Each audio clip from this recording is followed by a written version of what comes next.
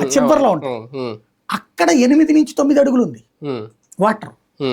అక్కడ అసలు బయటకు వచ్చే క్వశ్చన్ లేదు. వాటర్ అక్కడ కొట్టుకుపోతున్నారు, చచ్చిపోయింది అక్కడే పిల్లోడు కూడా. అలాంటి ఏరియాల్లో మీకు ఫుడ్ పైనుంచి వేయాలి, అక్కడ వేయాలి అసలు. ఉడా కాలనీలో మీకు హైయెస్ట్ ఫ్లోటింగ్, నిన్నంత హైయెస్ట్ విక్టిమ్ ఉడా కాలనీ. కుందావరి కండ్రిక లాస్ట్ విక్టిమ్ అయింది, ఇక్కడ కొంత తక్కువ ఫ్లో ఉంది. నందమూరి నగర్ విక్టిమే. మరి అవన్నిటి దగ్గర ఫెయిల్యూర్ అయ్యాం మనం. అక్కడేం ఫుడ్ వేసాం మనం? అది కూడా ఒక డాబా మీద వేస్తే మిగతా వాళ్ళకి ఎట్లా అందుతుంది? అదే కదా బేసిక్ గా. అక్కడ ఏం చేయాలా, దాంతో పాటు ఒకళ్ళు దిగి, వాళ్ళకి ఎక్స్పీరియన్స్ ఉంటుంది ఈ ఆర్మీ వాళ్ళకి, ఈ ఎన్డీఆర్ఎఫ్ సంబంధించి. ఇక్కడ నుంచి ఆ ఎదురుగుండా డాబాలో ఉంది, ఇసిరి వేయటం కానీ వాళ్ళకి తెలుసు. అది చేయలా ఇక్కడ.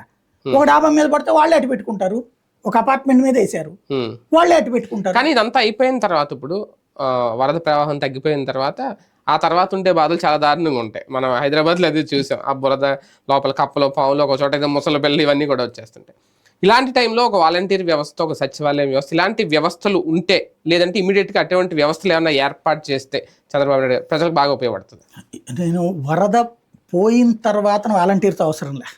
వరద పోయిన తర్వాత ఇప్పుడు శానిటేషన్ లక్షల ఎన్ని కోట్ల రూపాయల నష్టమో తెలియదు. వీళ్ళు ఎవ్వడు